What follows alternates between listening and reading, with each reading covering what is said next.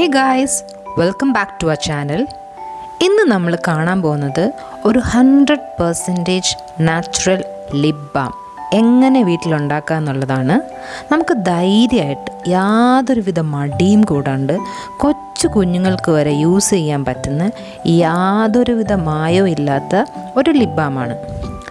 വീട്ടിൽ തന്നെ കിട്ടുന്ന 3 ഇൻഗ്രീഡിയൻസ് വെച്ചാണ് ഇത് നമ്മൾ ഉണ്ടാക്കാൻ പോകുന്നത്. So let's go to the video.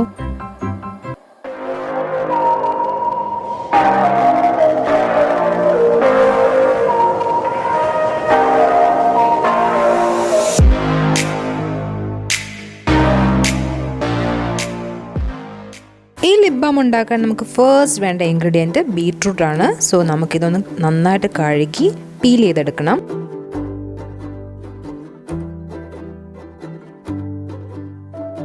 അപ്പോൾ നമ്മൾ ബീട്രൂട്ടിൻ്റെ തൊലിയൊക്കെ കളഞ്ഞു. ഇനി ഇത് ചെറിയ പീസസ് ആയിട്ട് നമുക്ക് കട്ട് ചെയ്തെടുക്കാം.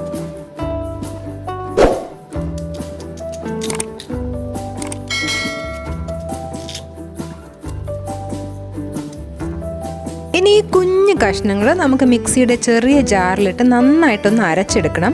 വെള്ളമൊന്നും ചേർക്കേണ്ട ആവശ്യമില്ല. നല്ല പേസ്റ്റ് പോലെ നമ്മളിത് അരച്ചെടുക്കണം. ഈ അരച്ചെടുത്ത സംഭവം ഇനി ഒരു അരിപ്പ അല്ലെങ്കിൽ സ്ട്രെയിനറിലേക്ക് മാറ്റിയിട്ട് നന്നായിട്ട് നമ്മൾ അരിച്ച് അതിൻ്റെ സത്തെടുക്കണം. ഈ അരിപ്പ യൂസ് ചെയ്യണേക്കാളും എനിക്ക് ഈ സംഭവം ഒരു തുണിയിലേക്ക്, നല്ല ക്ലീൻ ആയിട്ടുള്ളൊരു തുണിയിലേക്ക് ഇട്ടിട്ട് അത് വെച്ച് പിഴിഞ്ഞപ്പോഴാണ് കൂടുതൽ നന്നായിട്ട് എളുപ്പത്തിന് ജ്യൂസ് കിട്ടിയത്. അപ്പോൾ നിങ്ങളും അങ്ങനെ തന്നെ ചെയ്ത് നോക്കുക കേട്ടോ. അപ്പോൾ ഇനി നമ്മൾ ഇതിൻ്റെ മെയിൻ പ്രോസസ്സിലേക്ക് കടക്കുവാണ്. ആദ്യം അടുപ്പത്തൊരു പാത്രം വെച്ച് അതിലേക്ക് ഈ വെള്ളം ചേർക്കാത്ത പ്യോർ ബീട്രൂട്ട് ജ്യൂസ് ഒഴിച്ചു കൊടുക്കണം. ഞാനിവിടെ നോൺ സ്റ്റിക്ക് പാത്രമാണ് എടുത്തേക്കുന്നത്. ഇനി ഇത് ഒരു മീഡിയം ഫ്ലെയിമിലിട്ട് നന്നായി ഈ ജ്യൂസ് ഒന്ന് വറ്റിച്ചെടുക്കണം.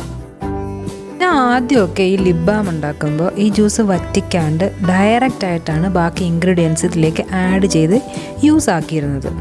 പക്ഷെ ഇപ്പോൾ കിട്ടുന്ന ഫൈനൽ റിസൾട്ടിലെ പോലത്തെ ആ ഒരു കൺസിസ്റ്റൻസി കിട്ടത്തില്ലായിരുന്നു. അപ്ലൈ ചെയ്ത് കഴിയുമ്പോൾ ലിപ് ബാം ഇട്ട ഒരു ഫീലിംഗ് കിട്ടില്ലായിരുന്നു.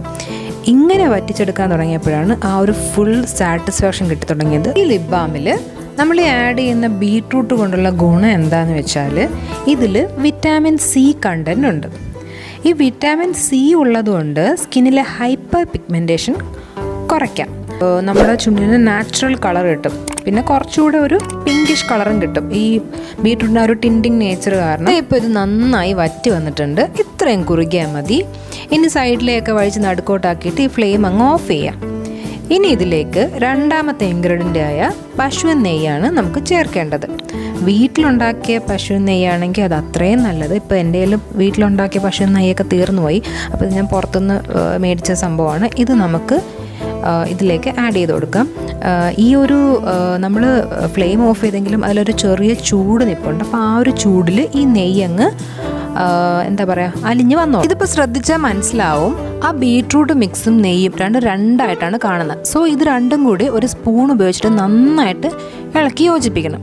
ഇതിൽ നെയ്യ് ചേർക്കുന്നതിൻ്റെ ഗുണം എന്താണെന്ന് വെച്ചാൽ ചുണ്ടിന് ആ ഒരു മോയ്സ്ചറൈസിങ് എഫക്റ്റ് കൊടുക്കാനാണ്.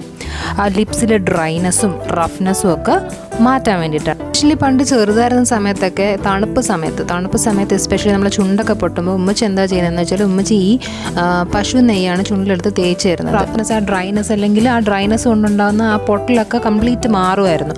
100% എഫക്റ്റീവ് ആയിട്ടുള്ള ഒരു സംഭവമാണ്. ഇത് തണുപ്പ് സമയത്ത് മാത്രമല്ല, നമ്മൾ AC യൂസ് ചെയ്യുമ്പോൾ അല്ലെങ്കിൽ ഫാൻ്റെ അടിയിലേക്ക് കിടക്കുമ്പോൾ ഇതുപോലെ ചുണ്ട് ഡ്രൈ ആവും. അങ്ങനെയുള്ള കേസിൽ നമുക്കിത് യൂസ് ചെയ്യാം. ഇപ്പോൾ നമ്മുടെ ബീട്രൂട്ട് മിക്സും നെയ്യും കൂടെ നന്നായിട്ട് യോജിച്ച് വന്നിട്ടുണ്ട്. കണ്ടോ, ഇപ്പോൾ കുറച്ചുകൂടെ കട്ടിയുമായി. നമ്മൾ നേരത്തെ ബീട്രൂട്ട് മാത്രം വറ്റിച്ചെടുത്തതിനേക്കാളും ഇപ്പം നെയ്യും കൂടെ ചേർന്ന് യോജിപ്പിച്ചപ്പോൾ അത് കുറച്ചും കൂടെ എന്താ പറയുക കട്ടിയുമായിട്ടുണ്ട്. ഇനി ഇതിലേക്ക് നമ്മൾ ചേർക്കേണ്ടത് ഇതിൻ്റെ മൂന്നാമത്തെ ഇൻഗ്രീഡിയൻറ്റ് അഥവാ ഫൈനൽ ഇൻഗ്രീഡിയൻ്റ് ആയിട്ടുള്ള തേനാണ്.